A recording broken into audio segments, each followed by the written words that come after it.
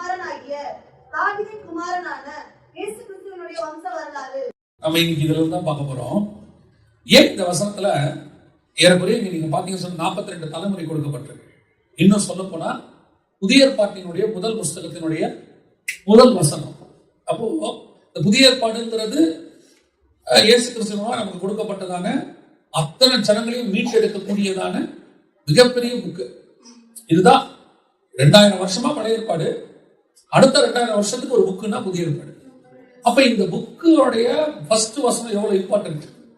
நம்ம ஒரு ரொம்ப வருஷம் கழிச்சு ஒரு லெட்டர் எழுத போறோம்னா அந்த லெட்டர்ல முதல்ல நம்ம எழுதுற வார்த்தை ரொம்ப இம்பார்ட்டன்ட். அடித்தல் திருத்தல் இல்லாம ரொம்ப முக்கியமா எழுதுறோம்னு யோசிப்போம்ல.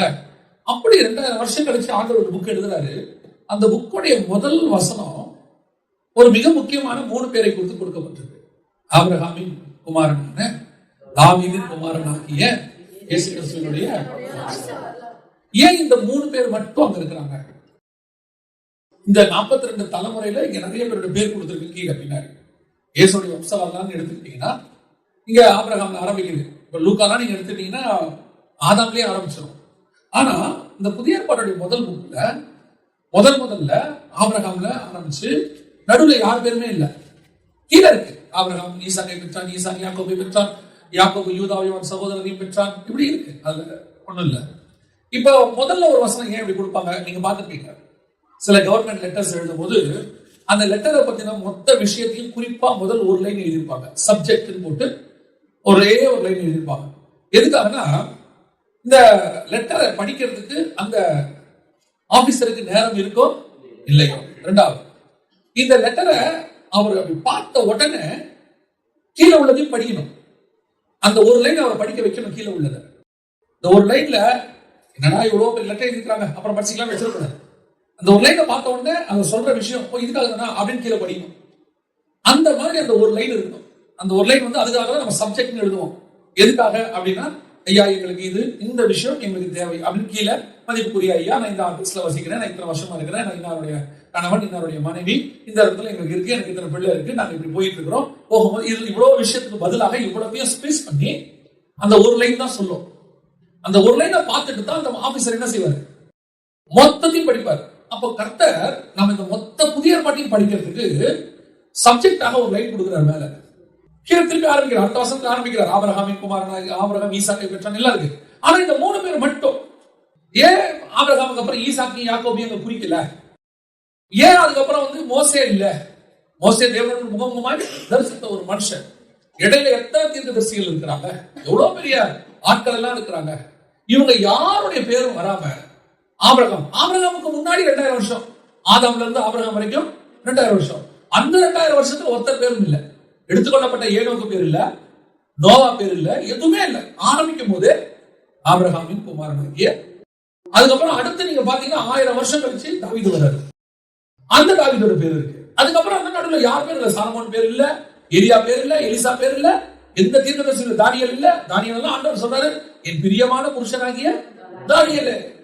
இவ்வளவு செஞ்ச ஆண்டவர் இந்த 3 பேரை மட்டும் வைக்கிறதுக்கு என்ன காரணம்? இந்த 3 பேரும் இந்த 42 தலைமுறையில எப்படி விசேஷம் அப்படிங்கறத நம்ம இன்னைக்கு பார்க்க போறோம். ஏன் அப்படின்னா, இந்த புதிய ஏற்பாட்டினுடைய மொத்த பிளானும் இந்த 3 பேர் மேலதான் இருக்கு. இந்த ஒரு லைனுக்குள்ளதான் இந்த டோட்டல் பைபிளுமே இருக்கு. இந்த ஒரு லைனை மட்டும் உங்க லைஃப்ல நீங்க கரெக்டா கண்டுபிடிச்சு படிச்சிட்டீங்கன்னா இந்த டோட்டல் பைபிளும் உங்களுக்கு புரிஞ்சிடும். இல்லைன்னா இந்த பைபிள் எப்படி இருக்கும்னா கதையா இருக்கும். தண்ணீரை திராட்சரசமாக்கினார், கானாவூரில் முதலாவது கல்யாணம், அங்கே அற்புதம் நடந்துச்சு, இயேசு தண்ணி மேல நடந்தார், இயேசு 5000 பேருக்கு அப்பம் விட்டார், அப்புறம் இயேசு சகையோடு பேசினார். இவ்வளவுதான் இருக்கும். ஒவ்வொன்றும் கதை. ஆனா ஒவ்வொன்றுத்துக்கு பின்னாடியும் இந்த பேச வச்சு நீங்க படிச்சீங்கன்னா தான் ஏன் உங்களுக்கு புரியும். இந்த 3 பேரும் எந்த இடத்துல எந்த பாயிண்ட்ல ஒன்னாகிறாங்க? 3 பேரும் எந்த பாயிண்ட்ல ஒன்னாகிறாங்க அப்படின்னு பாத்தீங்கன்னா, ஒரே ஒரு பாயிண்ட்ல தான் இவங்க 3 பேரும் ஒன்னாவாங்க. மெல்கிசேதேக்கு அப்படின்னு சொல்லக்கூடியதான ஒரே ஒரு வார்த்தையில தான் இந்த 3 பேரும் ஜாயின் ஆவாங்க. இந்த டோட்டல் பைபிள்லயுமே மெல்கிசேதேக்கை பத்தி பேசின 3 பேர், ஒன்னு ஆபிரகாம், இன்னொன்னு தாவீது, இன்னொன்னு இயேசு கிறிஸ்து. வேற விஷயத்தை பத்தி எல்லாருமே பேசியிருப்பாங்க. இப்ப மோசையை பத்தி தாவீதும் பேசியிருப்பாரு, சங்கீதத்துல வரும், மோசையை பத்தி இயேசுவும் பேசுவார், மோசையை பத்தி நிறைய பேர் பேசுவாங்க. இப்போ எபிரேயர் மோசையை பத்தி இருக்கு, எல்லாரும் பேசுவாங்க. வெளிப்படுத்தும் விசேஷத்தை யோவான் எழுதுறாரு மோசையின் பாட்டு. இந்த மாதிரி மோசையோ சாமுவேலோ எல்லாரும் பத்தி எல்லாரும் எழுதுவாங்க. ஆனா மெல்கிசேதேக்கு அப்படிங்கறதான ஒரு விஷயம் மட்டும் இந்த 3 பேருக்கு தான் இருக்கும் வெளிப்பாடு. இந்த 3 பேரை தவிர வேற யாருமே மெல்கிசேதேக்கை பத்தி பேசவே மாட்டாங்க. டோட்டல் பைபிளுமே இருக்கு 3 இடத்துல தான் இருக்கும். ஒண்ணு, ஆபிரகாம் அவரை சந்திக்கிற இடத்துல இருக்கும், ஆதியாகமத்தின் புஸ்தகத்துல. 2, 110ஆம் சங்கீதத்துல தாவீது சொல்வாரு, நீ மெல்கிசேதேக்கின் முறைமையின்படி நித்திய ஆசாரியராக இருக்கிறீர் அப்படின்னு சொல்லி அவர் அந்த வேர்டை யூஸ் பண்ணுவார். அதுக்கு அடுத்து மெல்கிசேதேக்குங்கிறது யாரை பத்தி வரும் அப்படின்னா, எபிரேயர் நிருபம் 7ஆம் அதிகாரத்துல இயேசு கிறிஸ்துவை குறித்து சொல்லும்போது மெல்கிசேதேக்கின் முறைமையை பத்தி அந்த இடத்துல பேசுவாங்க. எபிரேயர் நிருபம் 7ஆம் அதிகாரம் அங்க பாத்தீங்கன்னு சொன்னா 11வது வசனத்துல, அல்லாமலும் இஸ்ரவேல் ஜனங்கள் லேவி கோத்திர ஆசாரிய முறைமைக்கு உட்பட்டதா அல்லவோ நியாயப்பிரமாணத்தை பெற்றார்கள். அந்த ஆசாரிய முறைமையினாலே பூர்ணப்படுத்தல் உண்டாயிருக்குமானால் ஆரோனுடைய முறைமையின்படி அழைக்கப்படாமல் மெல்கிசேதேக்கினுடைய முறைமையின்படி அழைக்கப்பட்ட வேறொரு ஆசாரியர் எழும்ப வேண்டியது என்ன அப்படின்னு சொல்லிட்டு இயேசு பத்தி பின்னாடி என்ன சொல்றது 15ஆம் வசனத்துல, அல்லாமலும் மெல்கிசேதேக்கு ஒப்பாய் வேறொரு ஆசாரியர் எழும்புகிறார் என்று சொல்லி இருப்பதினால் அப்படின்னு 17ஆம் வசனத்துல மெல்கிசேதேக்கின் முறைமையின்படி என்றென்றைக்கும் ஆசாரியராக இருக்கிறீர் அப்படின்னு. அப்படின்னா இந்த மெல்கிசேதேக்குங்கிற வார்த்தை இந்த 3 பேருக்கும் பொருந்தும். ஆபிரகாமும் ஒரு இடத்துல அவர் சந்திக்கிறார். எங்க சந்திக்கிறார்னு கேட்டீங்கன்னா, ஆதியாகமத்தின் புஸ்தகத்துல 14ஆம் அதிகாரத்தை வாசிக்கும் போது அங்க மெல்கிசேதேக்கை அவர் சந்திக்க வர்றாரு. 14-18 அன்றியும் தேவனுடைய ஆசாரியனாய் இருந்த சாலேமின் ராஜாவாகிய மெல்கிசேதேக்கு அப்பமும் திராட்சைரசமும் கொண்டு வந்து அவனை ஆசீர்வதித்து. இந்த மெல்கிசேதேக்கு அப்ப எப்ப இருக்கிறாரு? ஆபிரகாம் காலத்துல இருக்கிறார். ஆபிரகாம் பார்க்க வந்திருக்கிறார். சரி, ஆபிரகாம் மெல்கிசேதேக்கை சந்திக்கிறாரு 14ல. தாவீது அவரை பத்தி 110ஆம் சங்கீதத்துல பேசுறார். இயேசு கிறிஸ்து அந்த மெல்கிசேதேக்கின் முறைமையின்படி ஆசாரியராக இருக்கிறார். எபிரேயர்ல வாசிச்சோம். இந்த மெல்கிசேதேக்கை ஏன் எங்களுக்கு சொல்றீங்க? இவங்க 3 பேருக்கு ஓகே தான், எங்களுக்கு ஏன் போகுது? நாங்க யாரை படிக்கணும்? எங்களுக்கு என்ன சம்பந்தம் அப்படின்னு கேட்டீங்கன்னு சொன்னா, நான் சொன்ன வசனத்தை கொண்டு அப்படியே நல்லா வாசிட்டே இருங்க. 7ஆம் அதிகாரம் 1ஆம் வசனம் வாசிக்க பார்ப்போம். எபிரேயர் 7:1, இந்த மெல்கிசேதேக்கு சாலேமின் ராஜாவும் உன்னதமான தேவனுடைய ஆசாரியருமாய் இருந்தார். இந்த வார்த்தை நல்லா கவனிச்சு கொள்ளுங்க. நம்ம ஏன் இவரை பத்தி படிக்கிறோம்ன்றதுக்கு இதான் காரணம். இந்த 7:1 தான் காரணம். எபிரேயர் 1ஆம் அதிகாரம் 6வது வசனத்தை வாசிக்கிறோம். நம்மிடத்தில் அன்பு கூர்ந்து தமது இரத்தத்தினாலே நம்முடைய பாவங்களால நம்மை கழுவி நம்முடைய பிதாவாகிய தேவனுக்கு முன்பாக, நல்ல கவனிங்க, நம்மை ராஜாக்களும் ஆசாரியர்களும் ஆக்கின. இப்ப பிதா நம்மளை என்ன ஆக்கி இருக்கிறாரு? பிதாவுக்கு முன்பாக இயேசு நம்மளை என்ன மாத்தி இருக்கிறாரு? ராஜாவும் ஆசாரியமா. இங்க மெல்கிசேதேக்கு என்னவா இருக்கிறாரு? ராஜாவும். இப்ப இயேசு என்னவா இருக்கிறாரு? அந்த அதே 7ஆம் அதிகாரத்துல நமக்கு என்ன சொல்லுது?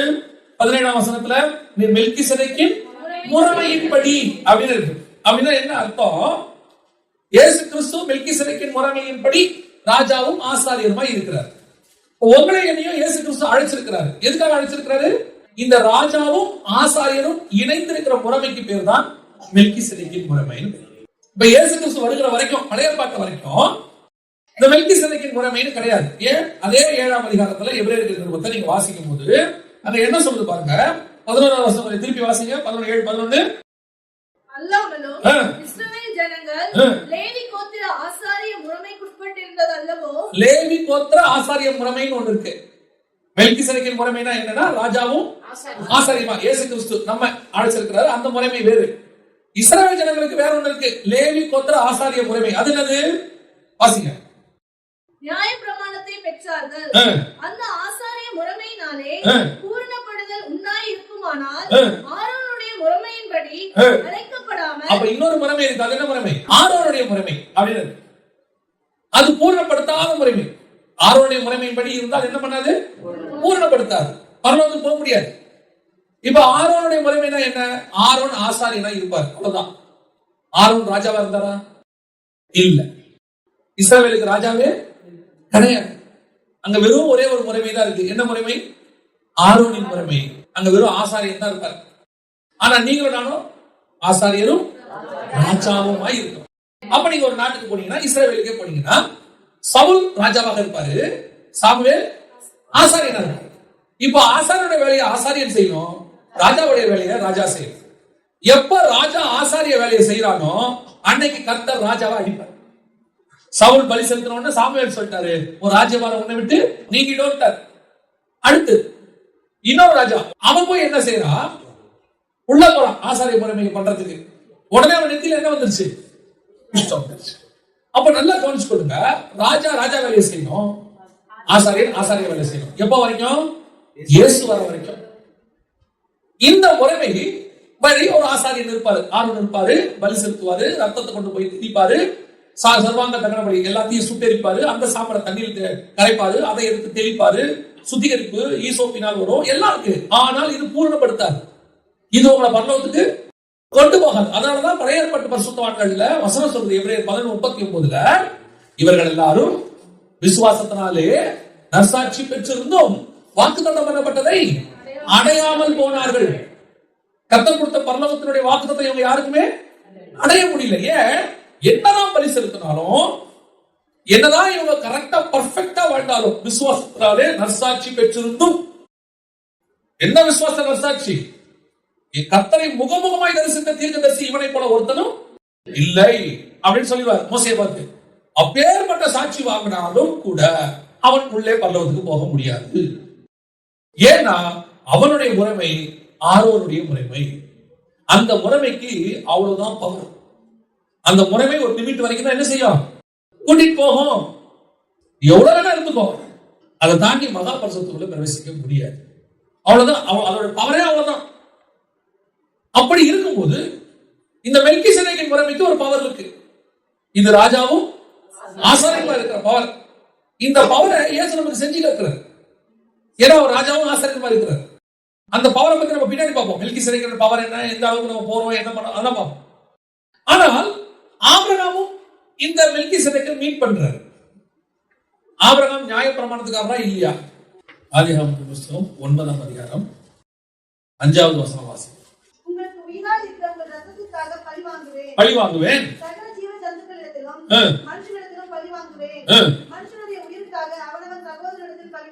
இருக்கா? அடுத்த வசனம் வாசிங்க. மனுஷன் தேவ சாயலில் உண்டாக்கப்பட்டபடியால் மனுஷனுடைய இரத்தத்தை எவன் சிந்துகிறானோ அவனுடைய இரத்தம் மனுஷனாலே சிந்தப்பட கடவுது. அப்ப நியாயப்பிரமாணம் இருக்கா இல்லையா? நியாயப்பிரமாணம் நோவாக்கு ஸ்டார்ட் ஆயிடுச்சு. காவடு அங்கேயே நியாயப்பிரமாணத்தை ஸ்டார்ட் பண்ணிட்டாரு. நோவா காலத்துக்கு அப்புறமே நியாயப்பிரமாண முறைமையே வந்துருச்சு. ஆனா இந்த நியாயப்பிரமாணம் வந்தது, அடுத்து இந்த நியாயப்பிரமாணம் யார் கைக்கு போகுதுன்னு பாருங்க. ஆதியாகமத்தின் புத்தகம் 24ஆம் அதிகாரம் 4வது வசனம் வாசி. 26:4. ஆபிரகாம் என் சொல்லுக்கு கீழ்ப்படிந்து என் விதிகளையும் என் கற்பனைகளையும் என் நியமங்களையும் என் பிரமாணங்களையும் கைக்கொண்டபடியினால், இருக்கா இல்லையா? இருக்குல்ல, என்ன இருக்கு? நியமங்களும் கற்பனைகளும் பிரமாணங்களும். அப்ப நியாயப்பிரமாணம் அங்கேயுமே இருக்கு. ஆபிரகாம் காலத்திலேயே விருத்த சேதனம் வந்துருச்சு. அப்ப நியாயப்பிரமாணம் என்பது நாம நினைக்கிற மாதிரி மோசே கிட்ட ஃபர்ஸ்ட் வரல. நோவா கிட்ட அனௌன்ஸ் பண்ணிட்டாரு, ஆபிரகாம் கிட்ட இம்ப்ளிமெண்ட் பண்ணிட்டாரு, மோசே கிட்ட ஆத்தரைஸ் பண்ணிட்டாரு. இப்ப என்னன்னா ஆபிரகாமுக்கு மட்டும்தான் சொன்னாரு. ஆபிரகாம் தன்னுடைய பிள்ளைகளுக்கு சொல்லுவான்னு சொல்றாரு. ஆபிரகாம் பத்தி சொல்லும் போது என்னுடைய விதிகளையும் பிரமாணங்களையும் ஆபிரகாம் என்ன செய்வான், தன்னுடைய சந்ததியாருக்கு சொல்லி கொடுப்பான். அவன் மேல ஒரு நம்பிக்கை, நான் இவங்கிட்டே சொல்றேன், இவன் என்ன பண்ணிடுவான், இவன் பிள்ளைகளுக்கு சொல்லி கொடுத்துருவான் அப்படின்னு. அப்படி சொல்லி கொடுத்த நியாயப்பிரமாணத்தை ஒரு வரைமுறைப்படுத்தி புக்கா எழுதி சீல் பண்ணி கையில கொடுத்ததா யாருக்கிட்ட, மோசே கிட்ட. அப்போ ஆபிரகாம் காலத்துல என்ன ஆரம்பிச்சிருச்சு, நியாயப்பிரமாணம் ஸ்டார்ட் ஆயிருச்சு. ஆனா நியாயப்பிரமாணத்துக்கு முன்னாடியே இன்னொரு பிரமாணம் ஸ்டார்ட் ஆயிருச்சு. என்ன பிரமாணம்? மெல்கிசேதேக்கின் முறைமை. ஏன்னா இப்பதானே நீங்க சொன்னீங்க இயேசுநாதர் வந்து என்ன ஆச்சு, மெல்கிசேதேக்கின் முறைமை ஸ்டார்ட் ஆச்சு, அது வரைக்கும் நியாயப்பிரமாணம் இருந்துச்சுன்னு சொன்னீங்க. இப்ப திடீர்னு நியாயப்பிரமாணம் ஸ்டார்ட் ஆனது ஆபிரகாம் கிட்டன்னு சொல்றீங்க. ஆனா அதுக்கு முன்னாடியே என்ன இருக்கு, மெல்கிசேதேக்கின் முறைமை இருக்குன்னு சொல்றீங்க. அதாவது இயேசுவின் முறைமைன்னு வச்சுக்கோங்க, நீங்க ஈஸியா புரிஞ்சுக்கிறதுக்கு. அது இருக்குன்னு சொல்றீங்க. ஏன் போட்டு இப்படி கன்ஃபியூஸ் பண்றீங்க அப்படின்னா, தேவனுடைய திட்டத்தை அறிகிற மனுஷர்களை நீங்கள் நடந்திருக்கணும். அப்போ இந்த மெல்கிசேதேக்கின் முறைமைன்னு சொல்லக்கூடிய இயேசுவினுடைய முறைமை அதுக்கு முன்னாடியே இருக்கு. எங்க இருக்கு? இப்ப நம்ம அதான் பார்க்க போறோம். எப்படி இந்த ஆபிரகாம் இந்த பிளான்ல இருக்கிறாரு, எப்படி இந்த பிளானை விட்டு வெளியே போனாரு. நீங்களும் நானும் எதுல இருக்கிறோம்? அந்த பிளான்ல இருக்கிறோம். ஏன்னா அழைப்பு என்ன அழைப்பு? மெல்கிசேதேக்கின்படி ராஜாவும் ஆசாரியருமான அழைப்பு. இந்த அழைப்பை விட்டு நீங்கள் வெளியே போகவும் முடியும். அந்த அழைப்பை விட்டு வெளியே போயிட்டீங்கன்னா நீங்க வாக்குத்தத்தம் பண்ணப்பட்டதை அடையாமல் போனார்ன்ற லிஸ்ட்ல வந்து சேர்த்துவீங்க. இயேசு கிறிஸ்து அந்த கன்னிகைகளை கூட்டிட்டு போயிட்டாரு. கதவு அடைக்கப்பட்டது. அந்த பக்கம் இயேசு கிறிஸ்து கன்னிகைகள் இருக்கிறாங்க. இந்த பக்கம் ஒரு குரூப் இருக்கு. இந்த குரூப் கேக்குது, கர்த்தாவே கர்த்தாவே கதவை திறங்க. அவர் சொன்னார் உங்களை. இந்த ரெண்டு கன்னிகைகளுக்கு நடுவுல எவ்வளவு கேப் இருக்கு? 1 இன்ச் தான் வச்சிருக்காங்க. 1 இன்ச் இப்படி இருந்தா நீங்க பரலோகம், 1 இன்ச் அப்படி இருந்தா எவ்வளவு டேஞ்சர் பாருங்க. ஆப்போசிட் டைரக்ஷன் தான் நம்ம போக மாட்டோம்ல. இல்ல நீங்க இங்க இருந்து இதுக்கு போறீங்க, மேட்டுப்பாளையம் போறீங்க அப்படின்னா, மேட்டுப்பாளையம் ரூட்ல போறவங்க நீங்க என்ன செய்ய மாட்டீங்க? சென்னைக்கு போக மாட்டீங்க, கொச்சினுக்கு போக மாட்டீங்க. ஏன்னா போட்டு தெரியும், எல்லாம் தெரியும், எல்லாரும் சொல்லுவாங்க நீ ஆப்போசிட் டைரக்ஷன்ல போறேன்னு. ஆனா மேட்டுப்பாளையத்துக்கும் பதிலா நீங்க கார்வாடிக்கு போறீங்கன்னு வச்சுக்கோங்க, பெரிய டிஃபரன்ஸே இருக்காது. ரெண்டும் ஒரே மாதிரி தான் போயிட்டு இருக்கோம். ஜஸ்ட் டிவைட் ஆகும். நீங்க நினைச்சிட்டு இருக்கீங்க நம்ம எங்க போயிட்டு இருக்கோம், ஆனா போயிட்டு இருக்கிறது எங்க? கார்வாடிக்கு. பிசாசு எப்பவுமே ரூட்டை ஆப்போசிட்டா மாற்ற மாட்டான், பேரலா மாத்தி விட்டுருவாங்க. அதான் அவருடைய விஷயமே. அதில் தான் நம்ம ரொம்ப கேர்ஃபுல்லா இருக்கணும்.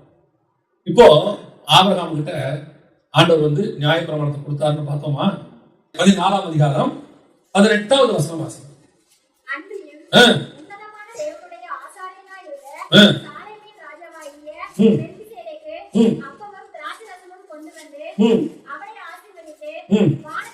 சரி, இப்ப மெல்கிசேதேக்கு கொண்டு வந்து என்ன கொடுத்துட்டாரு?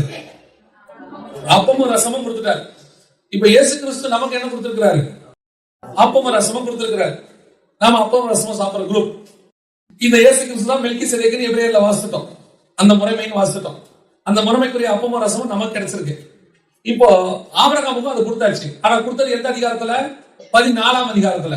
இப்போ வாசிங்க 17ஆம் அதிகாரம் 13வது வசனம் வாசிங்க.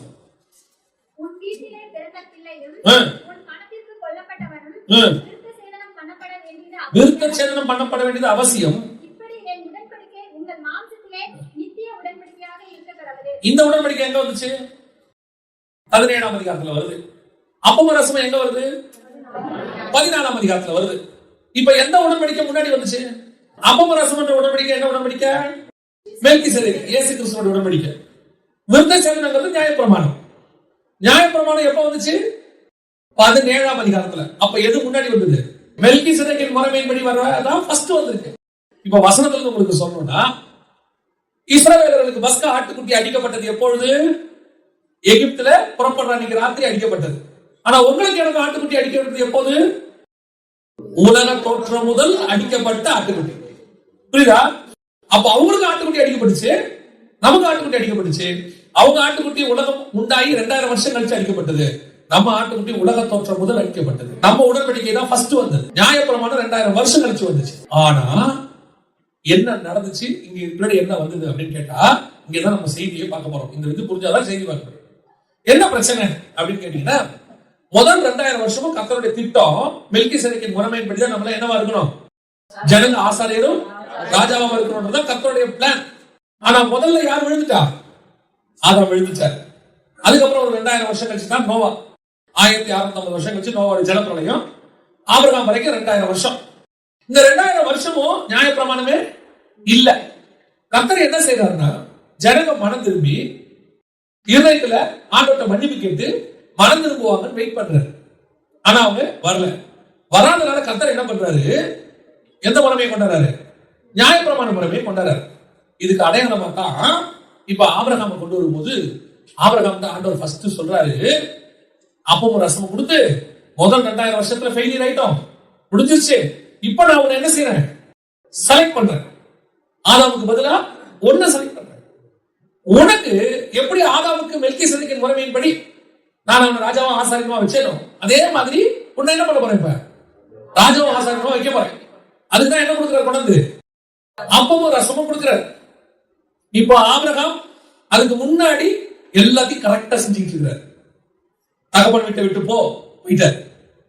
அப்புறம் போயிட்டு ஆரோன்ல தங்குறாரு. ஆரோன்ல தங்கும் போது நீங்க இருக்காத இங்க இருந்து புறப்பட்டு போங்கிறாரு. திருப்பி அங்கிருந்து என்ன செய்யறாரு? புறப்பட்டு போறாரு. கானானுக்கு போறாரு. ஆனா இப்ப அப்பமும் ரசமும் எல்லாம் கரெக்டா கொடுக்கப்படுது, எல்லாம் நடக்குது. அப்பத்தையும் ரசத்தையும் கையில வாங்கின ஆபிரகாம் எங்க டிவியேட் ஆறாருங்கிறதா ரொம்ப பிரச்சனை. நம்ம புரிஞ்சுக்கணும். இப்ப உங்களுக்கு எனக்கு ஆண்டவர் என்ன கொடுத்து வச்சிருக்காரு? கையில அப்பத்தையும் ரசத்தையும் கொடுத்து வச்சிருக்கிறார். இப்ப ஆபிரகாம் எல்லாத்தையும் கரெக்டா செய்யறாரு. ஒரே ஒரு மிஸ்டேக், சின்ன மிஸ்டேக் அவர் நினைச்சுக்கிட்டாரு. ஆனா அதான் பெரிய மிஸ்டேக். என்ன பெரிய மிஸ்டேக்?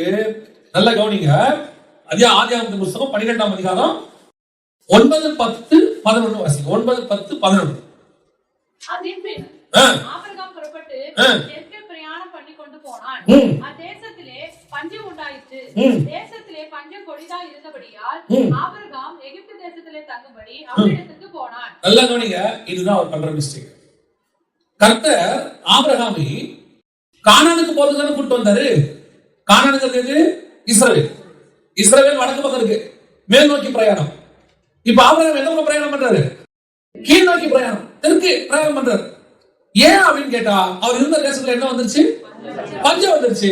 இப்போ உலக பிரகாரமா ஒரு பஞ்சம் வந்தோடனே, பிரச்சனை வந்தோடனே அந்த ஊரை விட்டு போறதுங்கிறது இயல்பு, சாதாரணம், எல்லாரும் செய்யறதுதான்.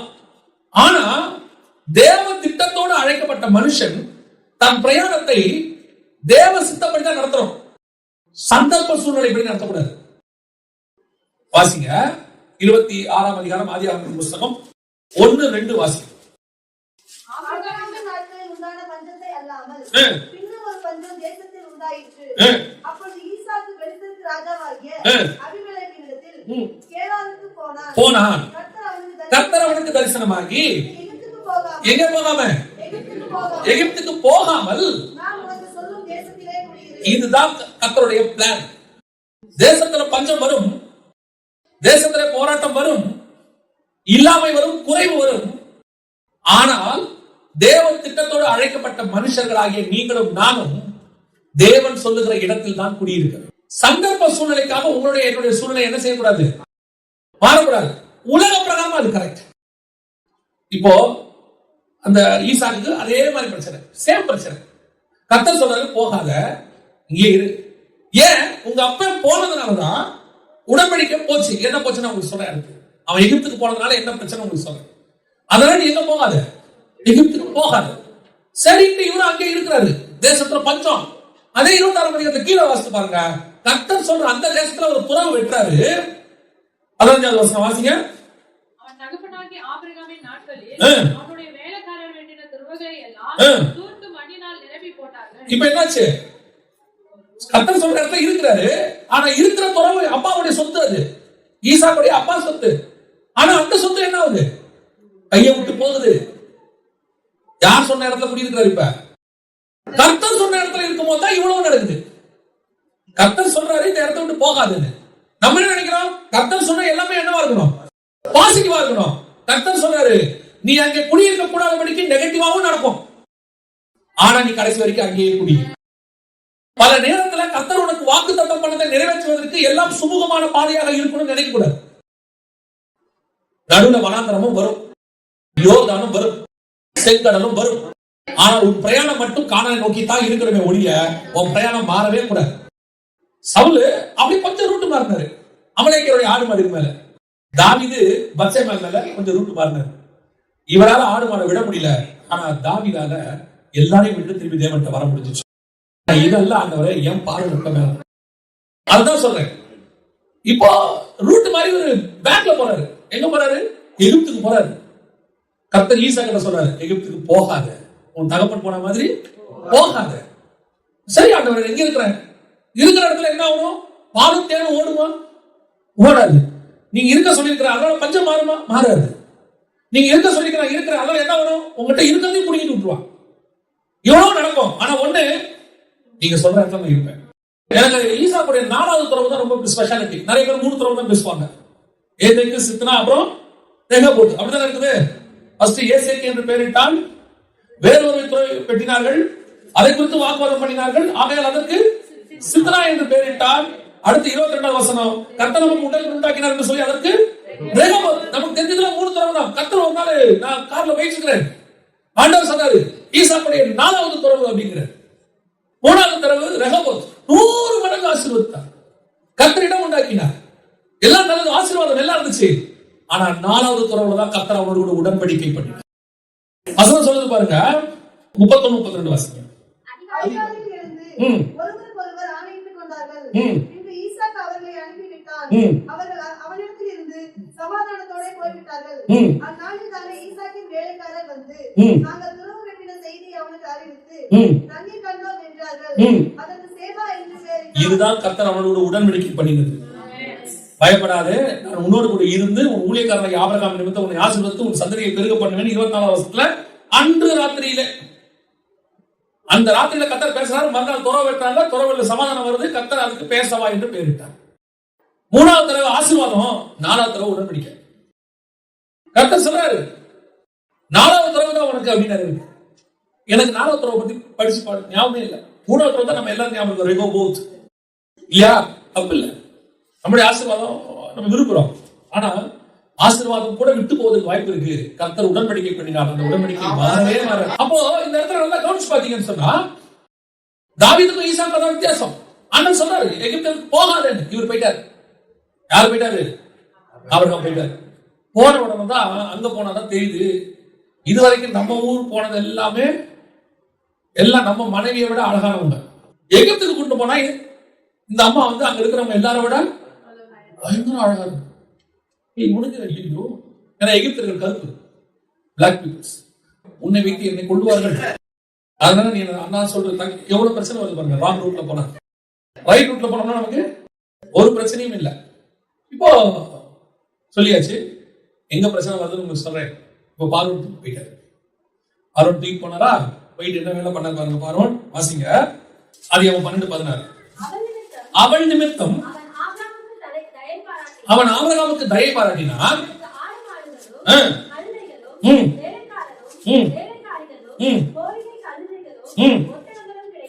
யார் நிமித்தம்? சாரா நிமித்தம். யார் கொடுத்தது? பார்வோன். எதுக்காக கொடுத்தாரு? அதுதான் முக்கியமான கேள்வி. எதுக்காக கொடுத்தாரு? உன் வைஃப் நீ எனக்கு கொடுத்ததுனால அவனுக்கு எல்லாம் கொடுத்தாரு. எவ்வளவு ஒரு கிரிட்டிக்கல் கண்டிஷன் பாருங்க. கர்த்தருடைய பிளான் யார் மேல இருக்கு? ஆபிரகாம் மேலயும் சாராள் மேலயும் இருக்கு. 2 பேர் மேலயும் இருக்குது. இதுக்கு பின்னாடி பிசாசுடைய திட்டம் ஒண்ணு இருக்கு. அது என்னன்னு அடுத்து உங்களுக்கு சொல்றேன். இப்ப ராங் ரூட்ல டிராவல் பண்ண உடனே இப்போ பார்வன் தூக்கி போயிட்டான்.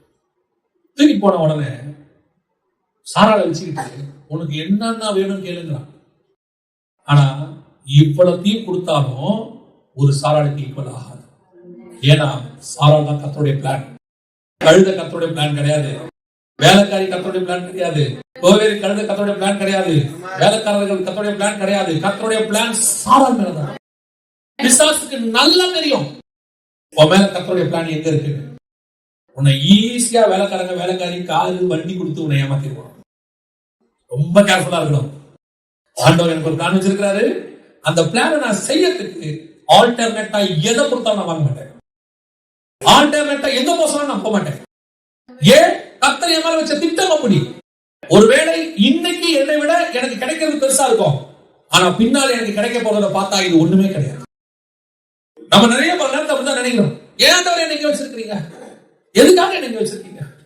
உடனே அந்த நேரத்தை நமக்கு விசாரிச்சு உடனே ஆல்டர்னேட்டா ஒன்று கொண்டு வருவான்.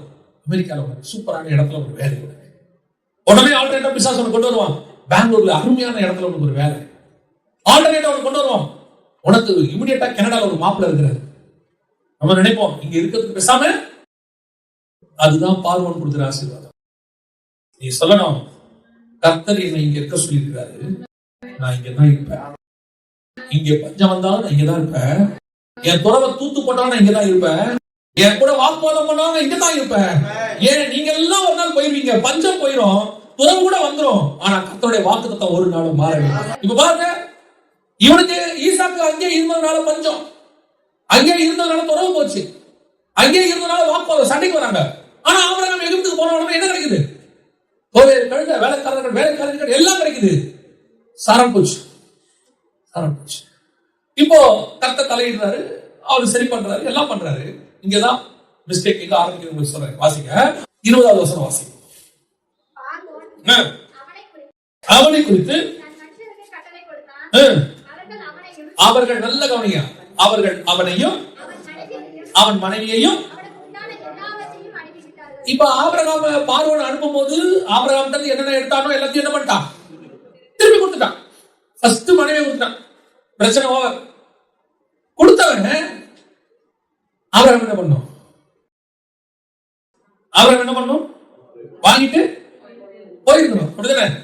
அதான் நீங்களும் நான் கர்த்தர் இல்ல. நீ எங்கிட்ட நான் கூட கொடுத்துட்டா, நீ எங்கிட்ட கொடுத்தத வாங்கி. ஏன் என்ன அழைச்சவர் ஒருத்தர் இருக்கிறார். பார்வோனை ஆசீர்வதிக்க கூடாது, கர்த்தர் தான் ஆசீர்வதிக்கணும். இந்த வார்த்தை ஆபிரகாம் வாயில வரல. இது எங்க வருதுன்னு உங்களுக்கு சொல்றேன். இந்த வார்த்தை யார் வாயில வரல? ஆபிரகாம் வாயில வரல. பார்வோனுக்கு உணர்வு இருக்குது. இவத்தை எடுத்தோம் கொடுத்துட்டோம். இப்ப அந்த உணர்வு யாருக்கு வரணும்? ஆபிரகாம் வரணும். இந்த உண்டபடி நீ எந்த கொடுத்துட்டியா உண்டபடி. இப்ப எனக்கு என்ன ஆகுது? எந்த திரும்பி வந்தா சோத்திரம். பார்வோன் திருப்பி கேட்காம விட்டாலும் சோத்திரம். பல நேரங்கள்ல நமக்கு இந்த உலக ஆசீர்வாதம் எப்படி இருக்குது? அப்படிதான் இருக்கு. பிசாசு சும்மா கொடுத்தா நினைச்சீங்களா? பிசாசு எவ்வளவு தந்திரங்கள் தெரியுமா? பைபிள் சொல்லுது அவனுடைய தந்திரங்கள் அறியாதவைகள் அல்லவே. அவனுக்கு சாரால் தேவைன்றதெல்லாம் ரெண்டாவது. இப்போ என்னுடைய சாபத்தை உன் மந்தைக்குள்ள கலந்துட்டேன். உன்னுடைய வளர்ந்த வயலுக்குள்ள எந்த கூட கலந்துட்டேன்? களைய விதத்திட்டேன். அது ஒரு நாள் முளைக்கியா? அது மட்டும் ஆபிரகாம் கான்சியஸா இருந்திருந்தாருன்னா திருப்பி என்ன பண்ணிருக்கணும்? கொடுத்துருக்கணும். எங்க வீட்டுல நடந்தது, பட் உங்களுக்கு நடந்திருக்கும். சில நேரத்தில் சொந்தக்காரங்களுடைய சொத்து நமக்கு ஆண்டு வரவிட மாட்டாரு. சில சொந்தக்காரங்களுடைய சொத்தை என்ன செய்ய மாட்டாரு? வரவிட மாட்டாரு. ஏன் வரவிட மாட்டாருன்னா அந்த சொத்தை வாங்கினதுல ஒரு சாபம் இருந்திருக்கும். அவங்க எப்படி வாங்கினாங்கன்றது நமக்கு தெரியாது. அவங்க 100 வருஷம் 50 வருஷம் வாங்கியிருப்பாங்க. நம்ம என்ன பண்ணுவோம்? எல்லாருக்கும் ஒரு பங்கு, எனக்கும் ஒரு பங்கு. ஆண்டவர் சொல்றாரு, நான் உன்னை கூப்பிட்டுருக்கிறேன். வானமும் பூமியும் கர்த்தருடையது, பூமியும் அந்த நிறைவும் கர்த்தருடையது. நமக்கு இந்த இடம் உண்டாக்கும்படி நமக்கு கர்த்தர் நிலமத்தை கொடுத்திருக்கிறார். அவர் நினைச்சாருன்னா அவனுக்கு ஒரு 1/2 ஏக்கர் 1 ஏக்கர் கொடுத்ததுலாம் பெரிய விஷயமே கிடையாது. நம்ம என்ன பண்ண தெரியுமா? எங்க அக்கா தங்கச்சிங்க எல்லாரும் கையெழுத்து போட்டு எனக்கு தெரியாம வாங்கிட்டாங்க. அந்த லேண்ட் வராம நான் விட மாட்டேன். உனக்கு கொடுக்கணும்னு கர்த்தர் முடிவு பண்ணாருன்னா அதை தடுக்க யாராலையுமே முடியாது. ஆண்டவர் தான் வேணான்னு விட்டு வச்சிருக்காரு. நம்ம என்ன பண்ணுவோம் தெரியுமா? போட்டி போட்டி எப்படியாவது வழக்கு வாங்க போய் அதை வாங்கியே ஆகும். ஆனா எங்களுக்கு அப்படி சிச்சுவேஷன் வந்த போது ஆண்டவர் சொன்னாரு, அதை விட்டுட்டாரு. நான் தான் முன்னெடுத்து எப்படியாவது வாங்கலாம்னு நினைச்சேன். எனக்கு நான் சொல்றது 25 வயசுல. கர்த்தர் சொன்னாரு, அதை விட்டு அந்த பக்கமே போகாது. ஏன்? அது எப்படி பர்ச்சேஸ் பண்ணா, எப்படி வாங்கினா, அதுக்கு பின்னாடி என்ன சாபம் இருக்குது யாருக்கு தான் தெரியும். உனக்கு அந்த சாபத்தின் காசு வேண்டாம். நான் உன்னை ஆசீர்வதிப்பேன். அந்த ஆசீர்வாதத்தோட வேதனையை கூட்டாமல் இருக்கும். இந்த சாபம் உள்ள வந்துருச்சு, என்ன ஆகும்? லாபான் வீட்டுல இருந்து ஏன் ஆடு மட்டும் தான் வரணும்? லாபான் நாட்டுல ஒண்ணு கூட வரக்கூடாது. எங்க அப்பா வந்து தானே நான் ஒரு எடுத்துட்டு வந்த என்ன தப்புன்னு ஒரு சுரூபத்தை தூக்கிட்டு வந்தீங்கன்னு வச்சுக்கோங்க. நீங்களா அதை சாமர்த்தியமா மறைச்சிட்டீங்கன்னு வச்சுக்கோங்க. லாபானாலேயே கண்டுபிடிக்க முடியலன்னு வச்சுக்கோங்க. நீ கானானுக்கு போக மாட்டேன், வழியில செத்து போவேன். லேயாளுக்கும் நமக்கு அதான் வித்தியாசம். 2 பேரும் ஒன்னா தான் வந்தாங்க. 2 பேரும் சேர்ந்துதான் 12 கோத்திரம். 2 பேருக்காக தான் யாக்கோபு வேலை செஞ்சிருக்கிறான். 2 பேருக்காக தான் இயேசு ரத்தம் செஞ்சிருக்கிறார். எல்லாம் ஓகே தான். ஆனா ஒரு சபை வழியில செத்து போச்சு, ஒரு சபை கானானுக்கு போயிடுச்சு. ஏன்? இந்த உலகத்தின் சொரூபம், உலகத்தின் ஆசீர்வாதம், உலகத்தினுடைய ஒரு சாபம் உன் கூடாரத்துக்குள் இருக்கிறது. அதை வேணா நீ தூக்கி போட்டீங்கன்னா படிச்சேன். கர்த்தர் ஏன் லாபானை அனுப்புனார் தெரியுமா? ஏன் அனுப்புனார் தெரியுமா? உன்னை சுத்திகரிக்கிறதுக்கு அனுப்புனார். பல நேரங்களில் கர்த்தர் அப்படிதான் அனுப்புவார். ஏன் சிம்சோனை முடிச்சு கையில கொடுத்தாரு தெரியுமா? அவன் அடிச்சா பாருங்க மொட்டை. நம்ம சொல்றோம் சிம்சோன் மொட்டை அடிக்கப்பட்டான், மொட்டை அடிக்கப்பட்டான். அதுதான் சிம்சோனுக்கு கர்த்தர் செய்த நன்மை. ஏன்? ஒரு நசரேய விரதம் இருக்கிறவன் ஒரு தீட்டான சர்பத்தை ஒரு செத்து போன தொட்டானா அவன் தலை மொட்டை அடிக்கப்படணும். அப்பதான் அவன் திருப்பி இஸ்ரவேலுக்குள்ள சேர்த்துக் கொள்ளப்படுவான். என்ன ஆராதிகத்துல இருக்கு. இவனை யாருக்கும் சொல்லாம மறைச்சிட்டான். சிங்கத்துக்கிட்ட எடுத்தது கர்த்தர் மறக்கவே மாட்டார். ஏன்? இதே சிம்சோன் விசுவாச வீரர்கள் பட்டியல்ல எபிரேயர்கள் உள்ள வரணும். அவனை கொண்டு வரதுக்கு நீ இஸ்ரவேலுக்குள்ள மொட்டை அடிக்கலையா? உன்னை பெலிஸ்தர் கையில கொடுத்து மொட்டை அடிக்கிறவா? ஏன்? இவன் மொட்டை அடிச்சாங்களே, அந்த மொட்டை தானே அவனுக்கு நல்லது. நீ திருப்பி இஸ்ரவேலுக்குள்ள வந்துருவ. அந்த மாதிரிதான் லாபான் அனுப்பி வைக்கிறார் ஆண்டவர்.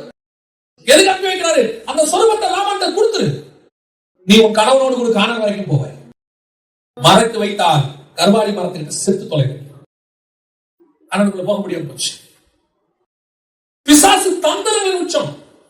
எப்படியாவது ஒரு விக்கிரகத்தை, ஒரு சொரூபத்தை, ஒரு சாபத்தை, ஏதோ ஒண்ணு உன் வீட்டுக்குள்ள நுழைச்சிருவான். அது உன் கையாலேயே மறந்து வைப்பான். இது எங்க அப்பாவுக்கு, எங்க தாத்தாவுக்கு, எனக்கு உரிமை இல்லையா? கர்த்தர் கொடுக்கலையா? வேணாம். உலக பிரகாரமான தகப்பன் கையிலிருந்து உனக்கு ஒருவேளை ஒன்றும் கிடைக்காம இருக்கலாம். பரலோகத்தின் தகப்பன் உனக்கு எல்லா வச்சு நியமித்திருக்கிறார். கர்த்தர் கொடுக்கிறாரா? சோதனை வாங்கி, அதுல எந்த பட்சம். சில நேரத்தில் நம்மளை விட்டு கர்த்தர் எடுக்கும்போது கொடுத்துடணும். ஏன் எடுக்கிறாரு? கொடுத்துரு. ஆண்டவர் கேட்கிறாரு, விட்டு. அதனால ஆண்டவர் சொல்றாரு, அதுக்கு பின்னாடி இருக்கிற சாபம் உனக்கு தெரியாது. உனக்கு அது வெள்ளின்னு தெரியும், தங்கம்னு தெரியும், ஆனா சொருபம்னு தெரியாது.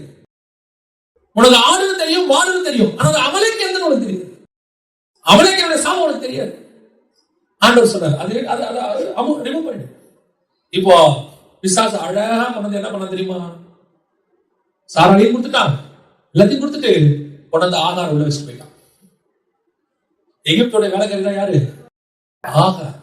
இப்போ இதை தாண்டி 14வது அதிகாரத்துல என்ன வருது? அப்பமும் ரசமும் வருது. இப்ப ஆபிரகாம் எந்த முறைமைக்குள்ள வராரு? மெல்கிசேதேக்கின் முறைமைக்குள்ள வந்துட்டாரு. ஆண்டவர் பாக்குறாரு, திருப்பி பையன் எங்க வந்துட்டான்? கனானுக்குள்ள வந்துட்டான். எல்லாம் வந்தாச்சு, பக்காவா இருக்கு. மெல்கிசேதேக்கின் முறைமை கையில வந்துருச்சு. இப்போ இதே ஆபிரகாமுக்கு அந்த மெல்கிசேதேக்கின் முறைமையில கையில வாங்கின உடனே இதே ஆபிரகாமுக்கு அடுத்த டெஸ்ட். என்ன டெஸ்ட்? வாசிங்க. ஆதியாகமம் 14:21. ஜனங்களை எனக்கு தாரும், பொருட்களை நீர் எடுத்துக்கொள்ளும் என்றார். இப்ப நெக்ஸ்ட் மொத்தம் தரா பாருங்க. ஃபர்ஸ்ட் பார்வன் கொடுத்தானா, இது அப்பம் ரசம் வாங்குறதுக்கு முன்னாடி எல்லாம் வந்துருச்சு. இப்போ அப்பம் ரசம் கையில வாங்கியாச்சு. வாங்கின உடனே அந்த உணர்வு சொல்லுது, இந்த அப்பம் ரசம் வாங்கின கையால நீ எதை வாங்க கூடாது? அடுத்த வசனம் வாசிக்க.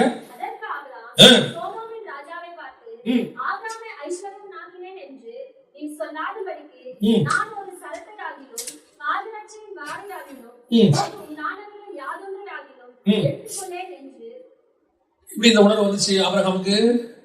பார்வோன் கொடுக்கும்போது எல்லாத்தையும் வாங்கினாரா? பார்வோன் கொடுத்தது மனைவியை வச்சுக்கிட்டு கொடுத்தது. அது அவரால் என்ன பண்ண முடிஞ்சிச்சு? தாங்க முடிஞ்சிச்சு. ஆனா இது அது இல்ல, இது உரிமை இருக்கு அவருக்கு. இவர் சண்டை போட்டு வாங்கிட்டாரு, ஜெயிச்சிருக்கிறாரு. நியாயமா இதெல்லாம் யாருக்கு சொந்தம்? ஆபிரகாமுக்கு தான் சொந்தம்.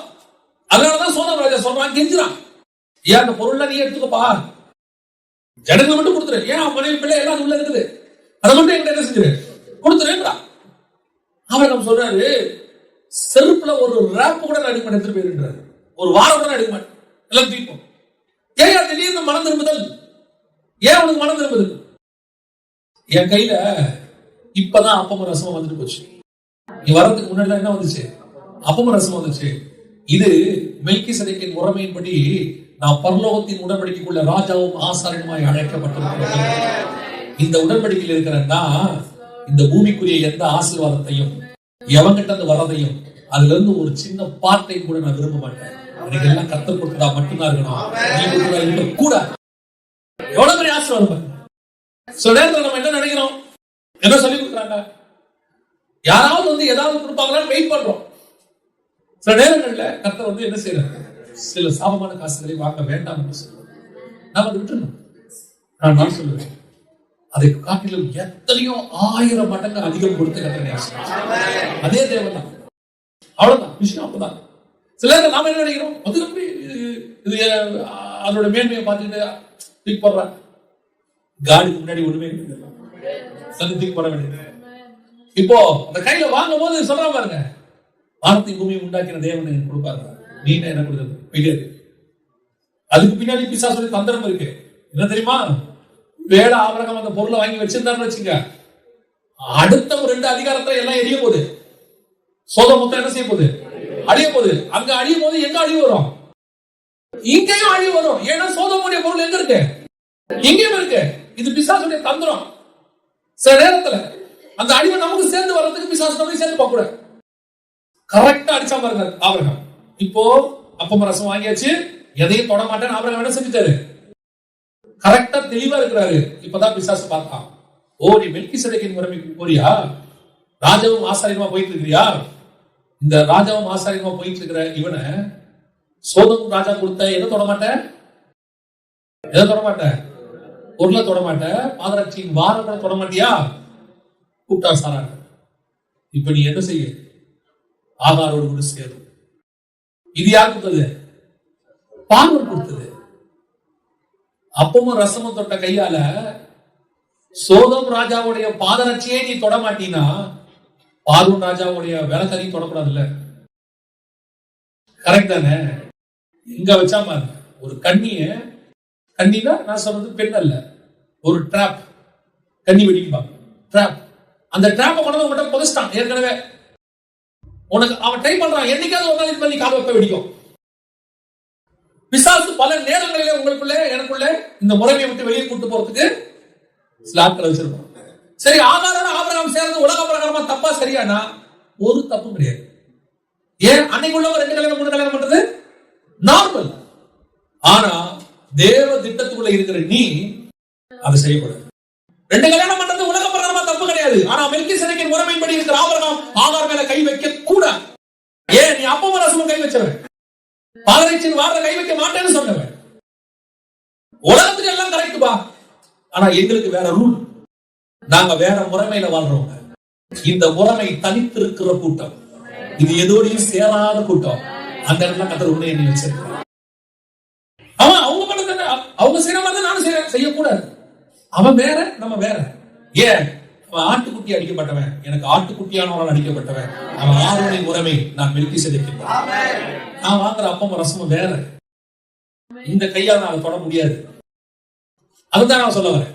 உலக பிரகாரமா கரெக்ட், பைபிள் படி கரெக்டா, தேவன் சொன்னபடி சரியா, அப்பதான் நீ அதை செய்யணும். இல்லைன்னா செய்ய கூடாது. அது பாவமாவே இருக்காது. அதுதான் திருப்பி சொல்றேன், அது பாவமா இருக்காது. உலக பிரகாரமா என்ன கிடையாது, பாவமே கிடையாது. ஆனா எனக்கு அது கிடையாது. எல்லாரும் ராஜாவுடைய சாப்பாடை சாப்பிடுறது தப்பு கிடையாது. தானியலுக்கு அது ஒத்து வராது. நான் வேற கூட்டம், நான் அதை சாப்பிட மாட்டேன். அதுதான் கர்த்தர் உனக்கு எனக்கு வச்சிருக்காரு. இந்த டிராப்ப ஆபிரகாம் ஏமாத்திட்டார். இதை ஏமாத்திட்டார். சோதோம் கிட்ட கரெக்டா இருந்தாரு.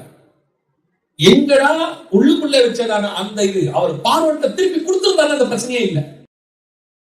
இப்ப என்ன ஆச்சு, எப்ப ஆகார் மேல அவர் கையை வச்சாரு, நியாயப்பிரமாணம் வெளியே வந்துருச்சு. என்ன சொல்றீங்க, ஆகாருக்கும் நியாயப்பிரமாணம் என்ன சம்பந்தம்? கலாத்தியர்கள் நிருபம் 4ஆம் அதிகாரம் 2, 23, 24, 25, 26 வரைக்கும் வாசிங்க. ஆபிரகாமுக்கு 2 குமாரர் இருந்தார்கள் என்று எழுதியிருக்கிறது. ஒருவன் அடிமையானவனிடத்தில் பிறந்தவன், ஒருவன் சுயாதீனம் உள்ளவனிடத்தில் பிறந்தவன். அடிமையானவனிடத்தில் பிறந்தவன் மாம்சத்தின்படி பிறந்தான், சுயாதீனம் உள்ளவனிடத்தில் பிறந்தவன் வாக்குத்தத்தத்தின்படி பிறந்தான். இவைகள் ஞான அர்த்தம் உள்ளவைகள். அந்த ஸ்திரீகள் 2 ஏற்பாடுகளாம். ஒன்று சீனாய் மலையில் உண்டான ஏற்பாடு, அது அடிமைத்தனத்திற்குள்ளாக கிளை பெறுகிறது. அது ஆகார் என்பவள் தானே. ஆகார் என்பது அரபு தேசத்தில் உள்ள சீனாய் மலை. அந்த ஆகார் இப்பொழுது இருக்கிற எருசலேமுக்கு சரி. இவர் தன் பிள்ளைகளோட கூட அடிமைப்பட்டு இருக்கிறாரே. மேலான எருசலேமே, சுயாதீனம் உள்ளவள், அவளே நம் எல்லோருக்கும் தாயானவள். நல்லா கவனிச்சுக்கோங்க. அப்ப 2 ஏற்பாடு புரிஞ்சிருச்சா? இது நியாயப்பிரமாணம், இது மெல்கிசேதேக்கின் முறைமை, கிருபையின் பிரமாணம் தெரிஞ்சிருச்சு.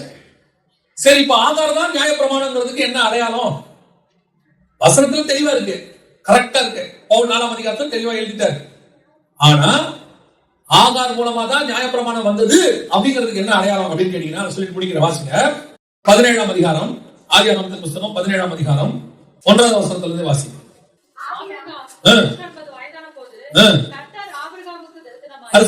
போதும். கர்த்தர் ஆபிரகாமுக்கு என்ன வயசு? அதுக்கு முதல் அதிகாரத்துல தான் ஆகார் கர்ப்பவதி ஆகிறார். 86 வயசு. இப்ப 13 வருஷம் ஆபிரகாமுக்கு கர்த்தருக்கு எந்த விதமான சம்பந்தம் இல்லை. இப்போ அடுத்த வசனம், இப்ப எங்க வாசிக்கணும்? 5வது வசனம் வாசிக்கணும். இனி உன் பேர் ஆபிரகாம் எனப்படாமல் நான் உன்னை திரளான ஜாதிகளுக்கு தகப்பனாக ஏற்படுத்தினபடியால் உன் பேர் ஆபிரகாம் எனப்படும். அப்பா, இது ஆசீர்வாதமா இல்லையா? அவன் ஜாதிகளுக்கு தகப்பன் கிடையாது, ஒரு ஜாதிக்கு தான் அவன் தகப்பன். ஈசாக்குக்கு மட்டும்தான் அவன் அப்பன், வேறொருத்தருக்கு அவன் தகப்பனா ஆகவே கூடாது. என்னங்க சொல்றீங்க? கலாத்தியர்கள் 3ஆம் அதிகாரம் 16வது வசனம் சொல்லுங்க. நல்ல கவனிங்க, இந்த வசனத்தை நல்ல கவனிங்க. எங்க வந்து மாறுது வசனத்தினுடைய ஆழம் எங்க இருக்குன்னு பாருங்க. 16ஆம் வசனம் வாசிங்க. யாருக்கு? ஆபிரகாமுக்கும் சந்ததிக்கா சந்ததிகளுக்கா? சந்ததிக்கும் வாக்குத்தத்தம் பண்ணப்பட்டது. சந்ததிகளுக்கு என்று சொல்லாமல் உன் சந்ததிக்கு என்று ஒருவனை குறித்து தான் இருக்கு. வசனம் தெளிவா இருக்கா? இப்ப ஆபிரகாம் என்னவாயிட்டாரு? ஆபிரகாம் ஆயிட்டாரு. திரளான ஜாதிகளுக்கு தகப்பன். ஆபிரகாம் என்ன அர்த்தம் தெரியுமா? மேலான தகப்பன், the high father. ஆபிரகாம் என்ன அர்த்தம் தெரியுமா? திரளான ஜாதிகளுக்கு தகப்பன், father of all nations. அதாவது அவன் ஒரே பரிசுத்த ஜாதி கிறிஸ்துவின் சந்ததிக்கு தான் அவன் தகப்பன். இப்போ உலகத்துல இருக்கிற நிறைய ஜாதிகளுக்கு அவன் தகப்பன். இப்ப புரியுதா? இதுல எது ஆசீர்வாதம்? அந்த ஒரே ஜாதிக்கு தான் அவன் தகப்பன். அவன் யாருக்கு அடையாளமா இருந்தான் தெரியுமா? பிதாவாகிய தேவனுக்கு அடையாளமா இருந்தான். சரி, அவன் ஒரு பிதா நம்முடைய ஒரே பேரான குமாரனை தந்தருளி. அந்த ஒரே பேரான குமாரன் ஈசாக்கு, அந்த ஒரே குமாரன் இயேசு கிறிஸ்து. அப்படி இருக்க வேண்டியவன் எப்ப ஆகார் மேல கைய வச்சானோ அவனுடைய அழைப்பு போச்சு. ஆபிரகாம் என்னவாயிட்டாரு? ஆபிரகாம் ஆயிட்டாரு. இப்ப பூமிக்குரிய ஆசீர்வாதம் எப்படி இருக்கு? அவருக்கு நிறைவா இருக்கு. என்ன சொல்றாங்க அவரை பார்த்து?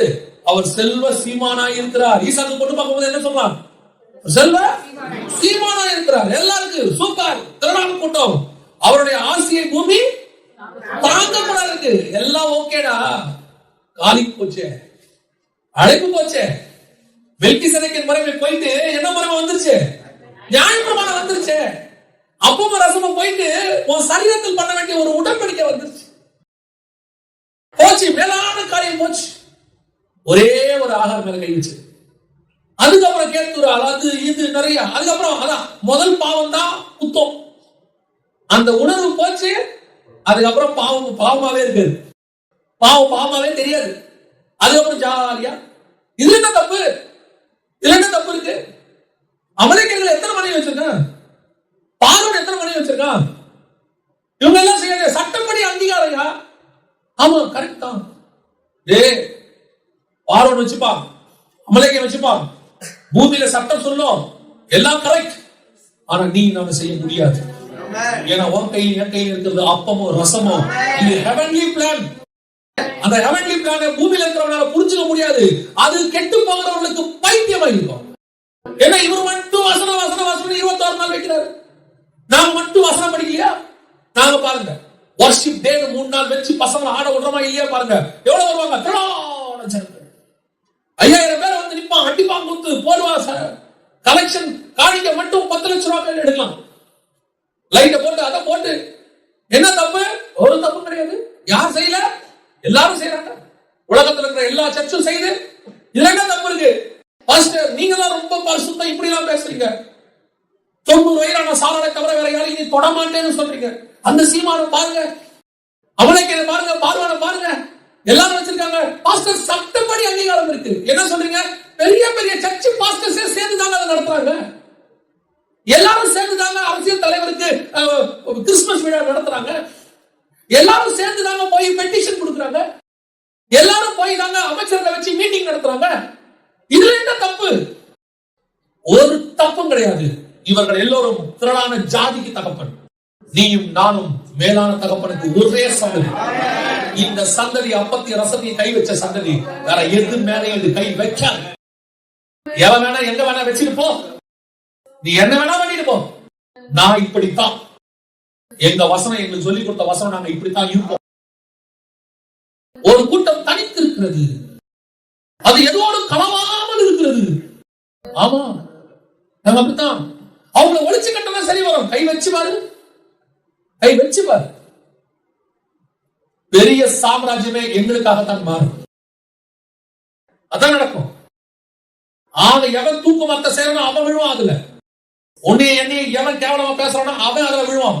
கர்த்தர் உன்னைய என்னையும் ராஜாவும் ராஜகுமாரன் உட்காரப்பா. ஏன்னா அவன் அழைப்புல ராஜாக்களும் உண்டு. எப்பேற்பட்ட ஆசீர்வாதத்தை கர்த்தர் ஒண்ணு கணக்கு வச்சிருக்கிறாரு. அப்பத்தையும் ரசத்தையும் கையில வாங்குற நீங்களும் நானும் மெல்கிசேதேக்கின் முறைமையின்படி அழைக்கப்பட்ட நித்திய ஆசாரியருடைய ஒரே சந்ததி. நீங்க பாட்டு அசால்ட்டா போய் நீங்க கை வச்சிட போறீங்க. எல்லாரும் பண்றாங்க, நான் பண்ணா என்ன தப்பு? ஆமா, எல்லாரும் பண்ணுவா, நான் பண்ண மாட்டேன். இல்லைங்க, சட்டப்படி கரெக்ட், நான் பண்ண மாட்டேன். நீங்க என்ன அவ்வளவு பெரிய ஆளா? ஆமா ஆமாப்பா, நீங்க எல்லாம் உன் சரீரத்துல உடன்படிக்கை பண்ண வேண்டாம், நான் என் இயேசுவின் சரீரத்துல உடன்படிக்கை பண்ண வேண்டாம். அது வேற. அதனால நீங்க நானும் வேற போட்டோம். தயவு செய்து இந்த அப்பத்தையும் ரசத்தையும் மெல்கிசேதேக்கின் முறைமையின்படி அழைக்கப்பட்டிருக்கிற ஆபிரகாம் ஆகிய நீங்களும் நானும் கடைசி வரைக்கும் ஆபிரகாமா தான் இருக்கணும். ஆபிரகாமா மாறக்கூடாது. உலகம் பிரகாரமான ஆசீர்வாதங்கள் வரும், மேன்மைகள் வரும், கொஞ்சம் அப்படி இப்படி போனா கிடைக்கும்னு சொல்லுவாங்க. நீங்க கொஞ்சம் அட்ஜஸ்ட் பண்ணி போனீங்கன்னா எவ்வளவு ஆண்டர் செய்வார். நீங்க இப்படி ஸ்ட்ரிக்டா வசனம் எதுவுமே சொல்லிருப்பாங்க. பார்வன் வந்து கொடுப்பாங்க, வச்சுக்க இதை வச்சுக்க, இது ஒழுங்குதான். நான் இன்னொன்னு சொல்லிட்டு மட்டும் முடிச்சிடுறேன். இந்த ஃப்ரீயா எது வருதுனாலும் ரொம்ப கேர்ஃபுல்லா இருக்க. உழைக்காம நமக்கு கிடைச்ச ஒண்ணு ரட்சிப்பு மட்டும்தான். ஏன்னா அதுக்கும் அவரு செஞ்சிருக்காரு. மத்தபடி ஏதாவது பிசாசுக்கு வந்து ஃப்ரீயா கொடுக்குதுன்னா ரொம்ப ஜாக்கிரதையா இருக்கணும், கேர்ஃபுல்லா இருக்கணும். அப்படியே ஆண்டவர் அனுப்புறாருன்னா சோத்திரம் பண்ணி வாங்கிக்க, நான் உங்களை வேணாம்னு சொல்ல. ஏன்னா சில நம்ம இழந்தவைகளுக்கு கத்த ரெண்டத்தினே திருப்பி தருவார், அதுல எந்த மாற்ற கருத்தும் இல்லை. எதுனாலும் சில நேரத்துல பிசாசு நம்மகிட்ட கொண்டாந்து ராக்கெட்டை கொடுத்தாமல் உள்ள வச்சுட்டு போயிடும் கூடாது. அத அந்த தட்டிட்டோன்னு வச்சுக்கோங்க, காண வரைக்கும் ஆதாரம் இல்லை பாருங்க. சில நேரத்தில் அதான் நம்ம பண்ற பிரச்சனை. எங்கேயும் ஆரம்பிச்சிருக்கோம், இது இருந்துட்டு போட்டோம். அத பிசாசுல போங்க விட்டுருவோம். ஏன் நீங்க போங்க, எங்க ஆளுமொத்தர் உள்ள இருக்கிறாங்க, நாங்க சொல்றோம். ஸ்லீப்பர்ஸ்ல ஒண்ணு இருக்குது, நாங்க சொல்றோம். 120வது வயசுல கண்மணி அடிக்க வைப்போம். எல்லாரும் போவாங்க, அவன் மட்டும் போக மாட்டான். தடுத்துருவோம். பிசாசின் தந்திரங்கள் அறியாது.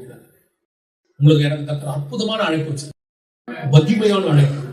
ராஜாக்களுக்கும் ஞானிகளுக்கும் மறைத்ததை பேதைகளுக்கும் உங்களுக்கும் எனக்கும் கத்து வைத்திருக்கிறார். இந்த கையில வாங்கிட்டோம். இனி பாதரட்சை மட்டுமல்ல, ஆகாரையும் நாங்கள் தொட மாட்டோம், எதையும் நாங்கள் தொடங்க மாட்டோம். எங்களுடைய கை எங்கள் தேவனுடைய அப்பத்தையும் ரசத்தையும் மாத்திரமாக